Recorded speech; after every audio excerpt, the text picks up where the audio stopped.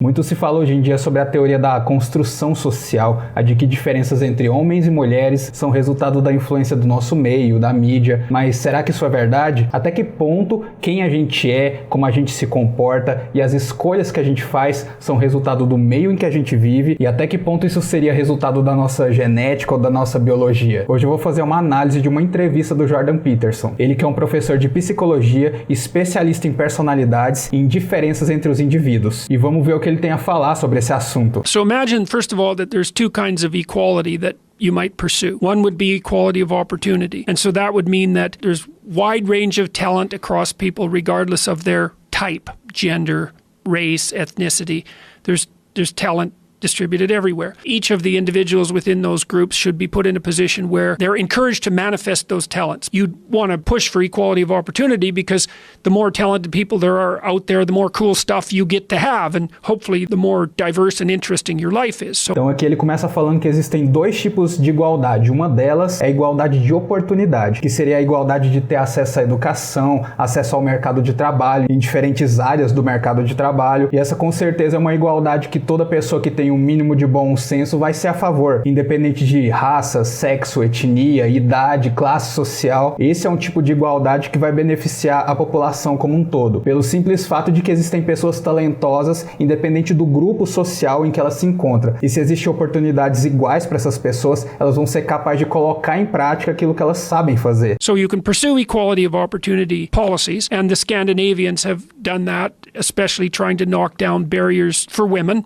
in the workplace. And the Scandinavian countries have gone farther than any other countries in pursuing those policies. Part of the consequence of that is that some of the differences between men and women have been minimized. So obviously there's far more women in the workplace than there were 40 years ago. And in many occupations, there's actually dominance by women. There's dominance in the universities, there's dominance in the healthcare field. Então aqui ele fala que os países da Escandinávia foram países que foram mais longe do que qualquer outro país no mundo para implementar políticas de igualdade, principalmente em relação às mulheres. E a consequência disso é que existem mais mulheres no mercado de trabalho do que existia há 40 anos atrás. E existem mais mulheres nas universidades, por exemplo. Ou seja, algumas das diferenças entre os sexos foram diminuídas por causa dessas políticas que permitiram maior acesso das mulheres ao mercado de trabalho e às universidades. Then the other kind of equality is equality of outcome, described as equity in today's language. The ultimate equity utopia would be take every job and then ensure that every single category of person is represented in precise proportion to their prevalence in the population. And otherwise there's evidence of systemic prejudice. Olha só, esse segundo tipo de igualdade diz que é preciso ter representações proporcionais da população dentro do mercado de trabalho. Então, por exemplo, 50% de homens, 50% de mulheres, uma representação para os negros, uma representação para outras etnias, representações para diferentes idades e classes sociais, e essa seria a igualdade de resultado, que seria a ideia de ter todos os tipos de grupos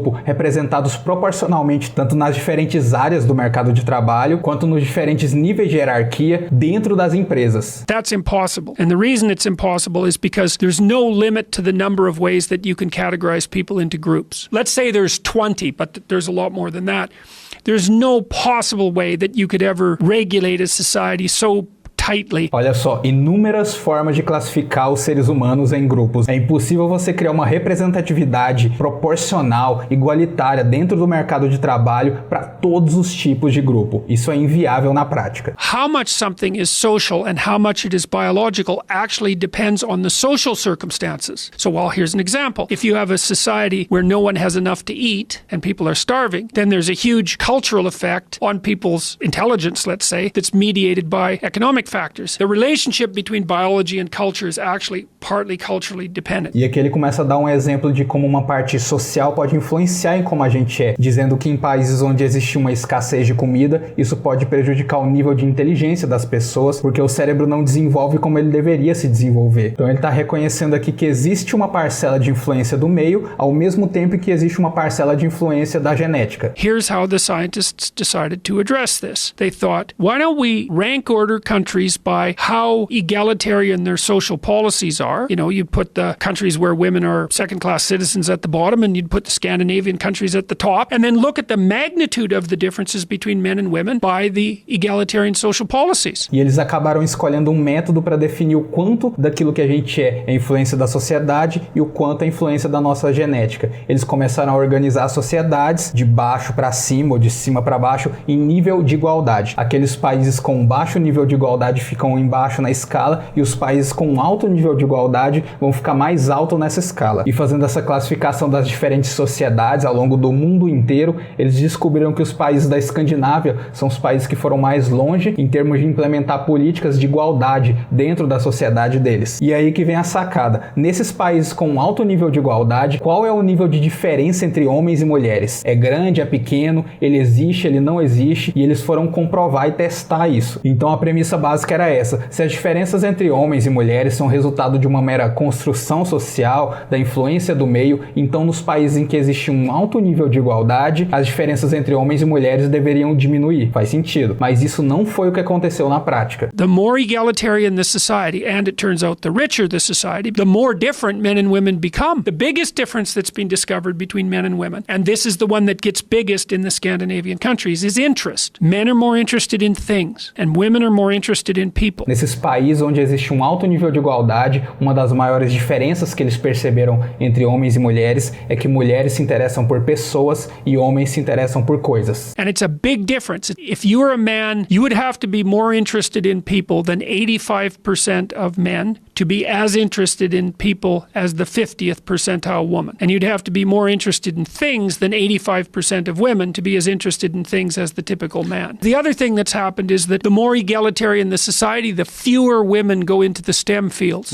Outra coisa que eles perceberam aqui é que as áreas em que homens e mulheres trabalham nesses países com alto nível de igualdade também é muito diferente. Existem muito mais homens em áreas como computação, matemática, engenharia, e existem mais mulheres em áreas que envolvem lidar com pessoas, como enfermagem, psicologia, pedagogia, recursos humanos. This is a hugely relevant issue politically because it means that you cannot have equality of opportunity and equality of outcome at the same time. It's not possible because as you make your society more egalitarian, you increase how different men and women are and that changes their occupational choice. E agora ele entra no grande X da questão, que não é possível ter os dois tipos de igualdade ao mesmo tempo, igualdade de oportunidades e igualdade de resultados, pelo simples fato de que os interesses de homens e mulheres são diferentes. E por causa dessa diferença natural de interesses, fica impossível ter o mesmo número de homens e mulheres nas diferentes áreas do mercado de trabalho. Here's something interesting about mathematical ability. The males in junior high who happen to be mathematically gifted are less likely to also be verbally gifted, whereas that doesn't seem to be the case for the females. And so if you're a male math nerd, math is a pretty logical pathway for you because you don't have as many other options, whereas if you're a female math nerd, you have other options because you're more likely to also be verbally gifted. Essa outra parte interessante em que ele fala que geralmente quando existe um homem que tem uma capacidade matemática muito alta, ele geralmente não tem uma capacidade verbal também muito alta, mas isso não acontece para as mulheres. A mulher que tem uma capacidade matemática alta, ela também tem uma capacidade verbal alta. No fim das contas, o homem que é bom em matemática é meio que forçado a seguir aquele caminho das exatas. Já a mulher, ela tem a escolha de seguir o caminho das exatas ou das humanas, porque ela tem habilidades nas duas áreas. E essa é outra diferença entre homens e mulheres e que também explica o porquê existem mais homens em áreas como engenharia e mais mulheres em outras áreas. If men are more likely to pursue careers in the STEM fields under conditions of optimal freedom for men and women,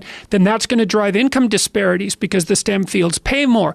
E aqui já vem a parte de diferenças de ganhos entre homens e mulheres, que é justamente por causa dessas diferentes profissões escolhidas por cada um. Profissões como engenharia, computação, que geralmente são escolhidas por homens, pagam mais do que profissões que são escolhidas por mulheres, como pedagogia, recursos humanos e por aí vai. E isso é uma das explicações do porquê homens e mulheres ganham quantidades de dinheiro diferentes. Então, no fim das contas, o propósito desse vídeo foi mostrar que existem muitas coisas sobre quem a gente é que não são influências da sociedade, são influências da nossa genética. Para você ter ideia do quão forte é a influência da nossa genética nos nossos interesses, Existem estudos que mostram que crianças com até 2 dias de idade já mostram diferenças de interesses entre meninos e meninas. Meninas preferem olhar para o rosto do pai ou da mãe, enquanto os meninos preferem olhar para carrinhos. E isso com só 2 dias de idade, essa diferença já é visível, já é notável. Também já foram estudadas crianças com apenas 9 meses de idade, em que as meninas preferiam brincar com bonecas e os meninos preferiam brincar com carrinhos. E obviamente que com 9 meses de idade ainda não deu tempo da sociedade influenciar o suficiente o comportamento desses meninos e dessas meninas. O que serve para mostrar que a nossa genética, a nossa biologia tem um impacto muito maior em quem a gente é do que uma mera construção da sociedade ou uma mera influência de pais, da mídia e por aí vai. Eu espero que esse vídeo tenha esclarecido dúvidas que você tinha sobre esse assunto, que você tenha conseguido aprender coisas novas com ele e até a próxima. Se você gostou desse vídeo, aperta em gostei e se inscreve no canal